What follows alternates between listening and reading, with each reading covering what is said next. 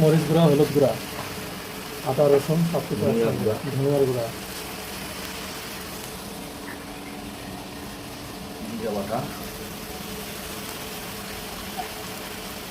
জিরা বাটা।